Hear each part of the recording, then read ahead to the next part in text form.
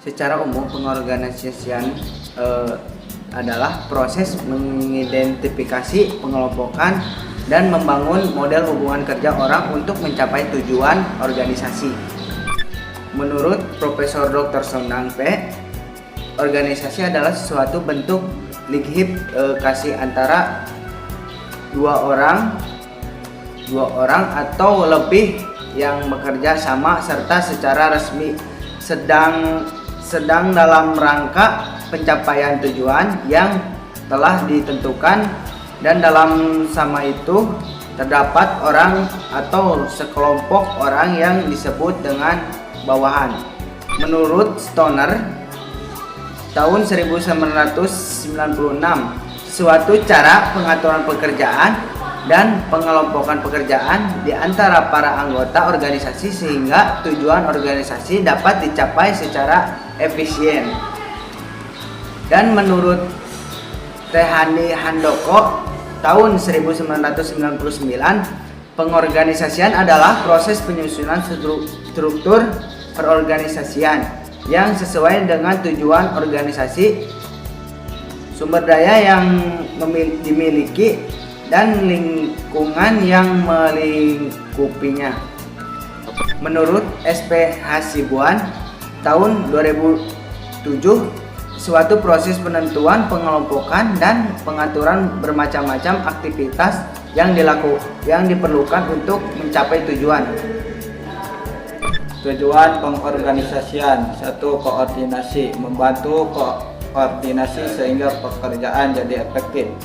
2. Pengawasan, mempermudah pengawasan sehingga tujuan kerja karyawan tercapai. 3. Spesialisasi, meningkatkan SDM di dalam perusahaan sehingga menghasilkan produk yang berkualitas. 4. Ekonomis, menghemat biaya upah dengan analisis struktur organisasi. Unsur-unsur organisasi: 1. Manusia. 2. Tempat kedudukan. 3. Tujuan. 4. Pekerjaan. 5. Struktur. 6. Teknologi. 7. Lingkungan yang mendukung. Pengorganisasian adalah kegiatan dalam menentukan macam-macam kegiatan beserta jumlah kegiatan yang dibutuhkan untuk mencapai tujuan perusahaan maupun pengelompokan kegiatan-kegiatan beserta orang-orangnya yang sesuai dengan kegiatannya, disertai adanya pendelegasian wewenang.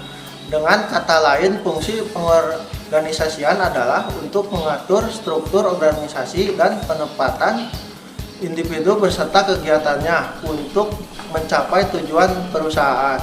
Ada 4 bagian penting yang perlu diketahui dalam pengorganisasian, yaitu 1. Staffing, 2. Delegation of authority, 3. Departementasi, 4. Personalia.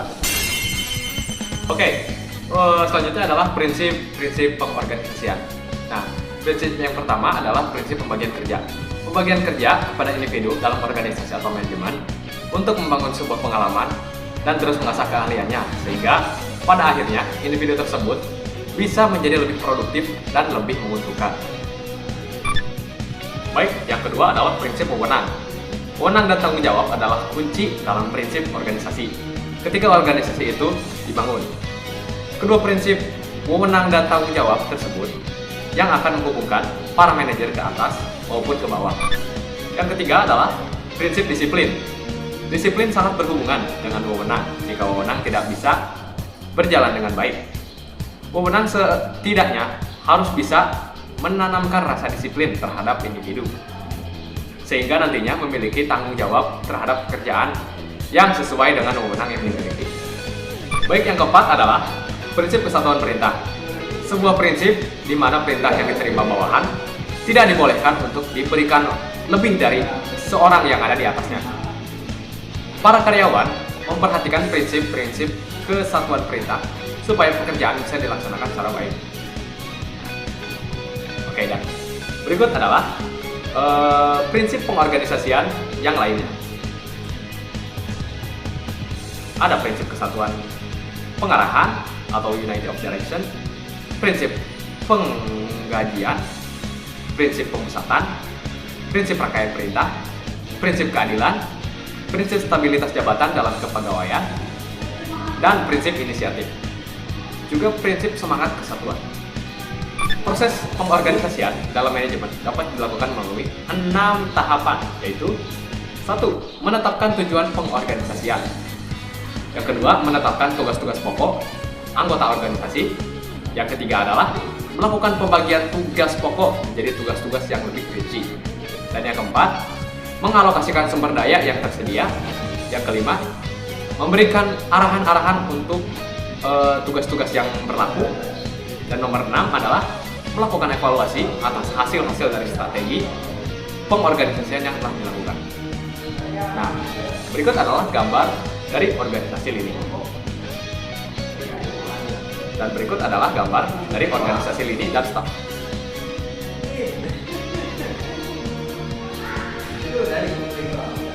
Oke, sekian dari kami.